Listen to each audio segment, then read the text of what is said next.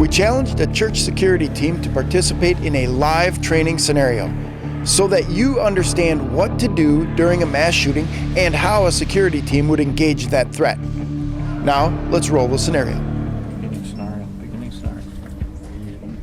Okay, now they're coming in, Kevin. Yeah. The disadvantage that we have today is he's got one security team member in the whole church. Yeah. And that's, you just need 2 or 3 best, so to respond to an incident.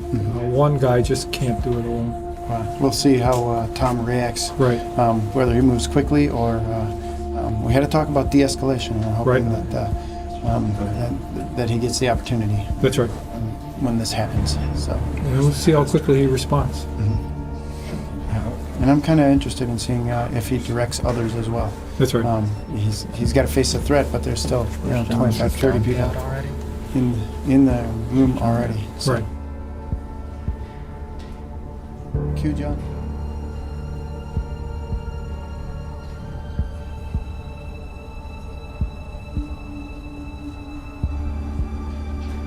Good morning and welcome to church this morning. My name is Pastor John, and as we get started this morning, I've got a few announcements I kind of want to go through and make you aware of some different things that have been going on here in the community and keep us up to date as to some different things that are happening. We're so excited about some different things that are coming up this fall. We've got a brand new Thursday evening service that is starting. Also, many of you have attended our Revelation study and have so greatly enjoyed that. That's also going to be starting up here in September, and we're looking forward to the start of that. If you have other questions or information that you're looking for as you continue to come in, we've got bulletins that are available for you that have all the information that you're looking for about different events and activities, and should keep you appraised of some different things going on this morning. The great thing about being able to preach every month and every opportunity that I get is I have the opportunity to share with you some of my life and to share with you some of what God has done in my own. Marilyn! Marilyn! Gun! Gun! Gun!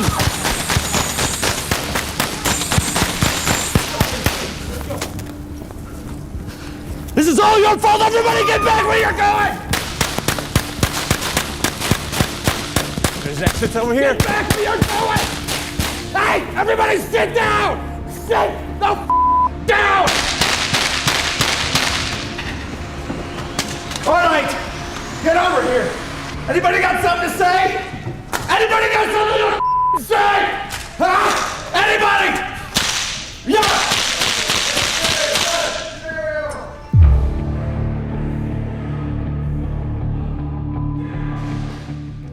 Tom, Pastor John, you've been through this scenario. Let me get some thoughts. Tom, tell me what you think about what you've been through and the observations you made. So initially, right off the bat, a gentleman walked in with a trench coat, looked suspicious, didn't really warrant any other intervention. He just came and sat down. Okay. Immediately following him, a female walks in. Well, when I first turned around, I noticed this woman that was kind of distraught, and then she was falling onto her knees, and there was a lot of commotion. We kind of looked that way. She's kind of completely a mess, drops her coffee cup. I started to stand up a little bit, Right. then thought that that's probably an usher issue, didn't reach a security level issue. Okay. Almost immediately after that, male party starts to draw his weapon. So when I first sat down, I saw the church was full, and then when I sat down, I saw a guy come into the room with an umbrella, and it looked odd a little bit because he was like hugging it. And then all of a sudden, pulled out a gun, and I just had my baby in my arms, and I just ran and got out of there. And I see him drawing a rifle and immediately go to engage that subject. Okay. And when you engaged him, what was some of the thoughts running through your mind? I mean, he had a rifle. Correct. Initially, I went to close the distance on that threat, saw the rifle, and automatically started thinking maybe I need some distance between he and I. Right. I did engage him, got a number of shots off. Right. One thing I thought went really well is it seemed like the entire congregation got down. Right. I didn't have any individuals in my way, in my field of view, while engaging the subject. Okay. And then eventually I ran out of ammo, reloaded, ran out, and then I had to Okay. get out of the scenario. Okay. Pastor John, your observations? Yeah, for me, I think I'll echo what Tom said. I was quite impressed to see how many people got down so quickly and out of the way, not only for Tom as he's trying to come across, but created a line of path and vision for him so that he could try to engage. Well, I heard the action in back, and the first thing I did was hit the floor, and I actually played dead because I had nowhere to go. So I figured I'd just play dead, and it was pretty close. And I could hear the threat behind me so close with the gunshots. Jameson and I, my youngest, just went right to the ground, and I took the umbrella and shot it up for cover.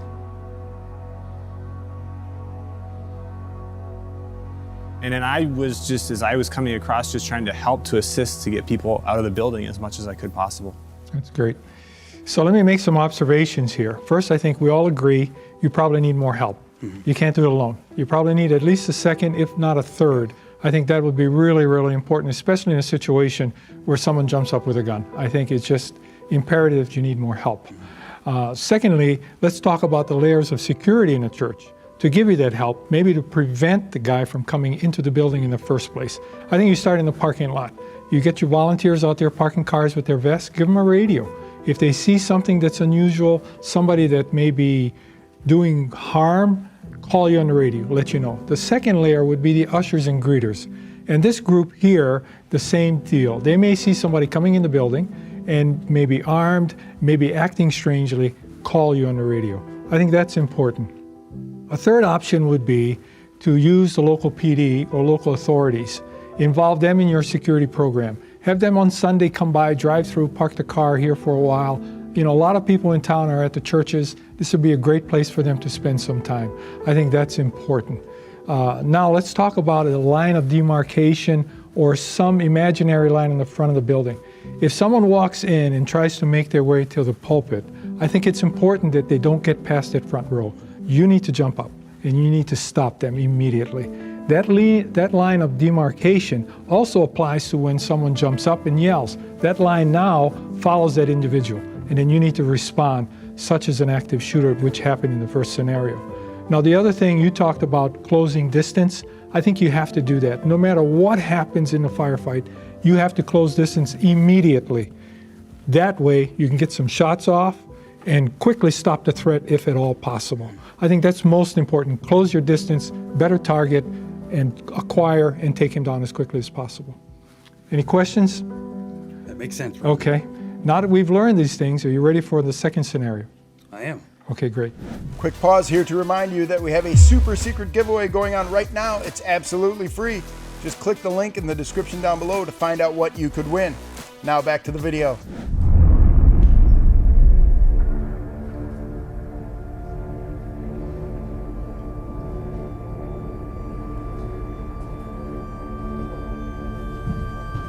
Well, I want to welcome everyone to one of our first Thursday night services. Our Thursday night services are going to be a little bit more casual, a little bit more laid back, a bit smaller crowds as we kind of anticipated and expected, but it's going to be very fun and enjoyable. We're going to have a bit more casual feel to it, a bit more contemporary feel to it. And we're excited. We hope that you'll continue to come out to be a part of it. We're looking forward to our Thursday night services and what they're going to mean for us. But I want to share with you a story. Maybe it's some directions or maybe it's some guidance that we're going to talk about from Acts 8:26-40. Maybe this passage sticks out to you. It's the passage of Philip and the Ethiopian. Philip and the Ethiopian is a story that we probably know very, very, very, very well. In fact, Philip, who's one of the disciples, is traveling, and as he's going along, he encounters a scenario where there's an individual who has a situation who's going on in their life, and they have something that's coming up, and he has to intervene in that situation. He has an opportunity to talk to them. He has an opportunity to share with them the gospel and share with them what's going on. So I want to summarize the story. It's a long story.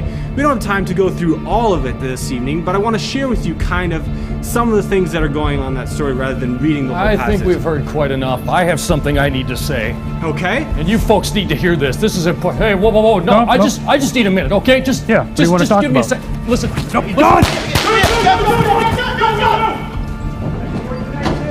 Go, this way! Whoa!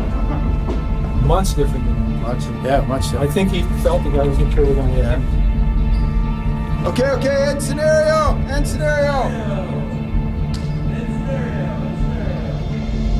Okay, that was outstanding. Is anybody hurt? Give me a thumbs up if you're okay. Everybody thumbs up, not hurt. Tom, can you come up? Jake, Pastor John, come on up this way. We'll talk it out a little bit. That was outstanding. Pastor John, I saw you moving toward the door. Were you directing people, or who was shouting, get out, get out, get out? Yeah, I was encouraging people as I made my way across the stage here to get out this door, and I was even trying to help some people to get out through that exit. Super. And Tom, you definitely took that training on crush distance to get out. You took that to heart, man. That was amazing. Exactly when did you pull your gun? What did you see? What made you draw? He was approaching, so I know we had to close the distance, stop him from approaching up to the front. When I saw him go for his weapon, I think he got hung up.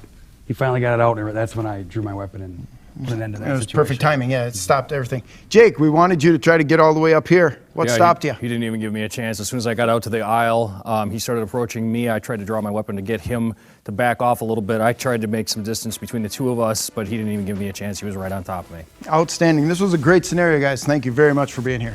Before you go, you just missed one of our best videos that got over 500,000 views. Click right here to watch it now.